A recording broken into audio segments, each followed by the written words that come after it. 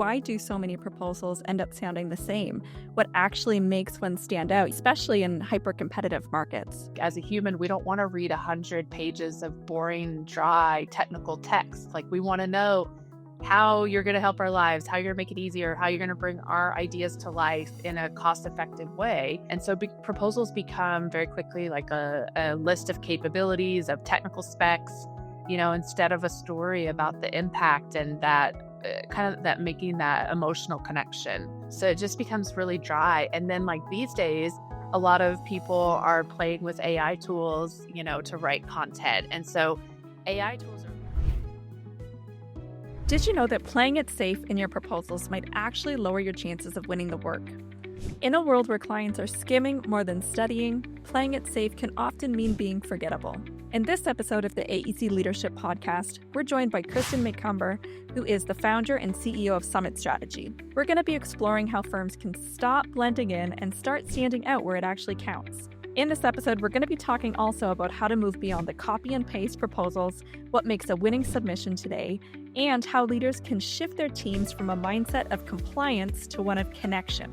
If you're ready to rethink your approach to business development, leadership, and client impact, this conversation will help you compete more boldly and communicate more effectively. But before we jump in, I wanted to tell you about our AEC PM Connect event. This is where emerging and experienced leaders can learn about real-world strategies to drive performance, empower teams, and lead with purpose. Visit aecpmconnect.com to register today. We currently have events in Kansas City and New Jersey with more on the way. I'm your host, Rebecca Swaby, and this is the AEC Leadership Podcast, previously the Engineering Career Coach Podcast. With that, let's jump right in.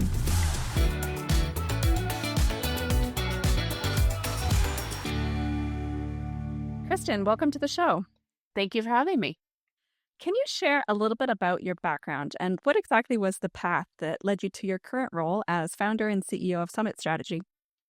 Yeah, so I fell into this AEC world 20-something years ago. I got hired at an architecture firm in Northern Virginia that needed a marketing director. And I was like fresh out of college, maybe a year or two. They hired me. I have no idea why, because I had zero experience. And it was all federal proposals. And so I just fell in love with the industry, with the proposal world. And so then I spent 17 years working for a variety of AEC firms, small business, global, large business, some of the big names out there. And then during COVID, like most people, I did some soul searching and just realized that life is short. And I had always wanted to start my own business. So I decided that, now's the time, just do it. Even though I didn't feel like I was quite ready, there was never going to be a perfect time to just leave the corporate nest and start your own business. So I just took the jump and just celebrated our 4th birthday earlier this year. Amazing. That's a brave thing to do during the pandemic. Yeah, it was a fun time to do that for sure. I'm sure there was lots of challenges as well. Mm-hmm. When it comes to falling in love with the AEC industry and proposals, what was it about this industry and the kinds of work that you were doing? Yeah, I'm super competitive. So I played sports my whole life. I played college basketball. And so getting into a role in an industry where the proposals, you have to be strategic, you've got to be creative, you've got to tell a story, you've got to figure out like the puzzle pieces of how your solution and how the way you are envisioning the project is going to help make the client's life easier. And I just love that kind of challenge and just, grew obsessed with it. And so it lets me get my competitive energy out, but also lets me be creative in writing and storytelling visually. It's a great balance. Yeah. And do you think proposals in our industry are unique when compared to, say, selling hardware, software, or other industries? Very much. I mean, even across my business, Summit, we support a lot of AEC firms, and then we support a lot of like IT, cyber security, like different professional services firms that do work for the federal government. And it's like night and day. I mean, AEC proposals, there's something to like visualize, like you're designing a bridge or building a new facility and it comes to life versus writing a proposal about, cybersecurity or IT. Like it's not quite as tangible and visual and exciting, I think. So it's definitely a whole different type of proposal. Yeah. And so you've been in the industry for a long time. You've seen how this works at a lot of different companies. What are some of the macro scale trends that are happening in the industry that are affecting proposals that we should consider before we dive deeper? Yeah, I think one of the big things is that when we're writing a proposal, we forget that like there's a human on the other side because we get so like tunnel vision of like responding to the RFP, writing to the requirements and following like our process that we have at the firm or whatever for pursuits. And we forget that like we need to tell a story about the impact that we can make on the customers day to day and how we can help make their lives easier, how we're helping solve their pain points. And that is just like a human to human connection. We think that we're submitting to this agency, and forget that like there's actual humans on the other side that have thoughts, feelings, and emotions and want to understand how you're going to make their lives easier, bottom line. Yeah, that makes a ton of sense, and I'd love to hear more about that. But before we do, I'm just curious, in your view, why do so many proposals end up sounding the same? What actually makes one stand out? You've touched on it a little bit, especially in hyper competitive markets. Yeah. I think again, it goes back to kind of focusing on writing to the RFP instead of writing to the buyer and writing to the human on the other side. We forget that, like, as a human, we don't want to read 100 pages of boring, dry, technical text. Like, we want to know how you're going to help our lives, how you're going to make it easier, how you're going to bring our ideas to life in a cost effective way. And so proposals become very quickly like a list of capabilities, of technical specs, instead of a story about the impact and that kind of that making that emotional connection. So it just becomes really dry. And then, like these days, a lot of people are playing with AI tools, to write content. And so AI tools are great at writing very vanilla language. It sounds great. It's a very well structured sentence, but it doesn't really say anything and it doesn't really have that like emotional connection to the human. Strong leadership drives strong projects. Become an AEC PM professional and give your team the leadership skills they need to thrive. Customize PM development, premium content, and a leadership edge that sets you apart. Learn more at aecpm.com. I remember the first few proposals that I was working on when I was a junior, and you get handed down the RFP from your boss, and they just say, "Get to work. Here's some sample docs." So you don't actually know too much about the human on the other side in some cases if you're not working directly with the clients. What do you recommend that staff members do to get more of that insight as to what the human on the other side cares about? Either you are in a client-facing role or you're in a supporting role where you don't get that direct face-to-face. I think it's twofold. I think if you're in that supporting role, ask questions. Don't just say, okay, and start writing because you don't know what you're writing to and what you're trying to really solve. The RFP is never going to, you'll be able to read between the lines a little bit, but it's never really going to tell the full story of what that client really cares about. So I think ask your client facing team members what they know about the client's pain points and what they're really looking for so that you can write a great response to that. And then I think as senior leaders, like, everyone needs to do a better job when we do bring in junior folks to the pursuit process and ask them to contribute to a proposal. We need to give them that information and give them the tools to understand the bigger picture, understand how this project that we're pursuing as an organization folds into the bigger growth goals of the company and why this matters instead of just here's an RFP, we owe a proposal in 2 weeks, there's no discussion about the impact and why it matters and why it's important and what a good proposal looks like and should say. So say you know what the client cares about, their pain points, you know what you're going to say. At the same time, the RFP has so many requirements. There's so many things that need to be included in this document. And theoretically, there could be many people working on contributing. How do you Mhm. carry that storyline through the document? Do you have any tips or recommendations to make sure that what you're trying to say to the human on the other side is carried all the way through? I think it's important upfront before we start writing a proposal to get aligned as a team. What are those three key messages that we want to weave throughout? Like, what are the three reasons that that client should choose our company to do this project? And just make sure that A, we all agree on those three things. And then B, when anyone's writing content, we're always laddering it back up to those three things. And then I think the role of like my type of person, like a proposal manager or marketer, Like their role is to kind of get all of the pieces and parts from the technical folks and then weave that story together.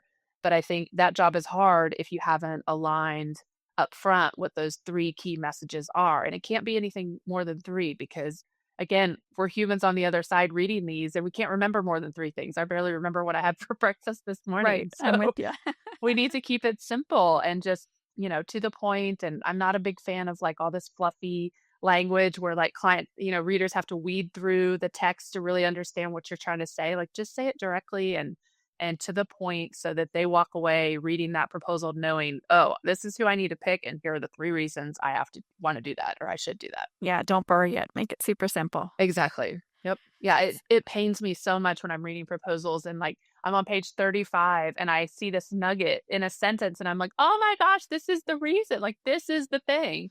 Yeah. And we're on page 35 and like the customers don't read word for word. They don't read front to back, they skim. And if it's buried, like you miss out on that opportunity to really tell that story. So all that work and they're just skimming on the other side. Yes, I know. It hurts. It hurts. It does hurt.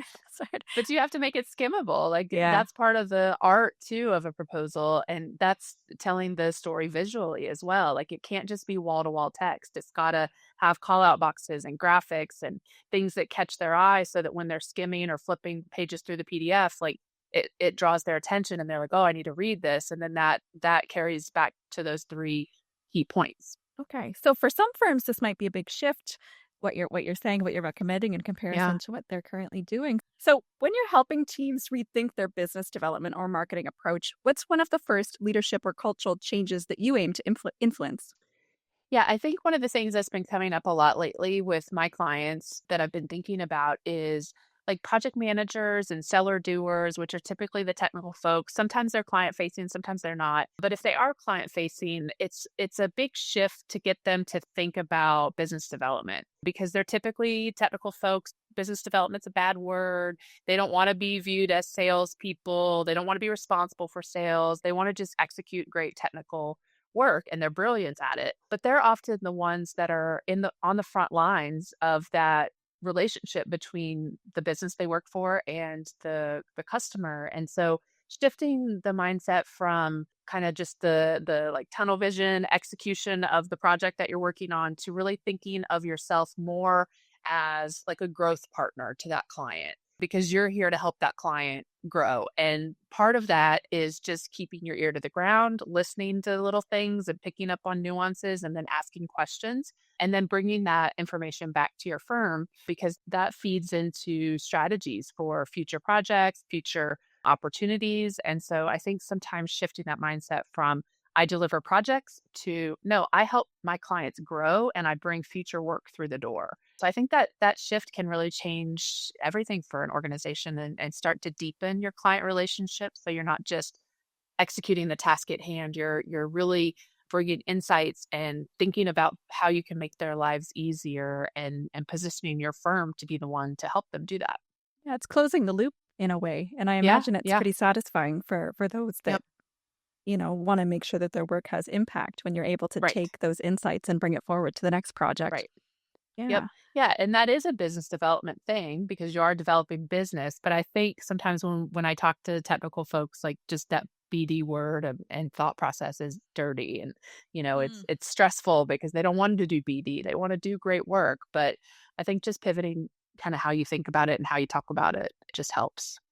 One of the barriers that I hear technical staff speak about oftentimes is the billable work concept, right? And oftentimes engineers, architects, they have billable targets over their head. And so how would you recommend balancing, obviously your billable project work targets with the business development work that is so important? Yep. I think it's, I get it. I've worked with engineers and technical staff my whole career. And like, if they're not billable, it's stressful. And so a lot of times when they are supporting pursuits and BD, it's the second shift and the nighttime job, right? But I think just pivoting, like don't stop doing what you're doing on the technical execution side. Just open your ears in a different way and just listen when you're interacting with the client already, because you're already having those conversations with clients. You're already talking to them. You're already in their offices meeting with them about that project.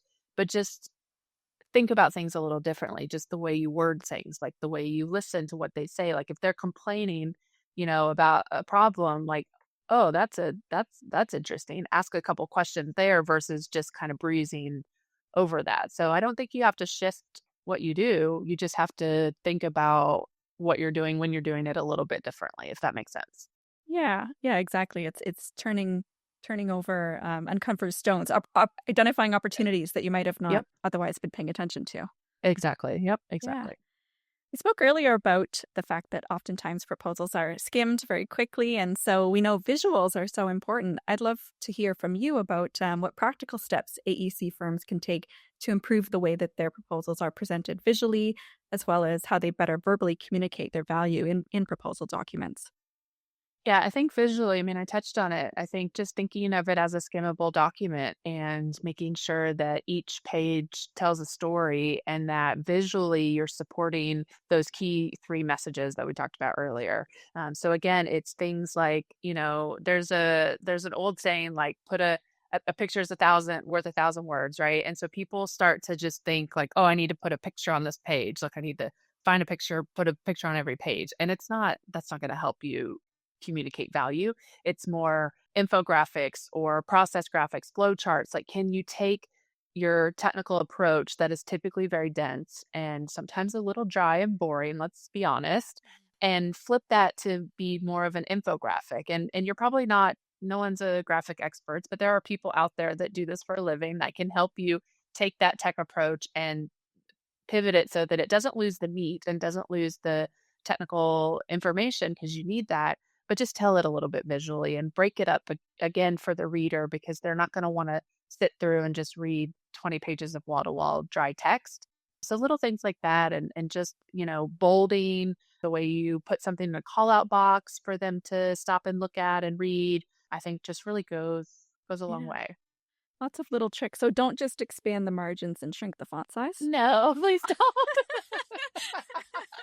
No, don't give them any more ideas. I never did that, I swear. Of course not. I Yeah. don't believe you for a second. I know your tricks. I know your people's tricks. Well, I mean, the reason why I thought of that is because sometimes the page limits can be so strict. 10 pages, you got to fit it all in, Uh-huh. and a visual, you know, we all agree this will Mhm. strengthen the doc, but how do you balance that between checking all the boxes in the Yep. text and getting the visuals in there? That's where being to the point and direct really helps because 10 pages, like every sentence matters. And so, yeah, sometimes there's no room for visuals, and that's okay. But that means that those 10 pages of text better be super impactful and not waste any space and get to the point right away, because again, you'll lose your reader's attention and you've got what's that saying? You've got like 3 seconds, 5 seconds to make a first impression.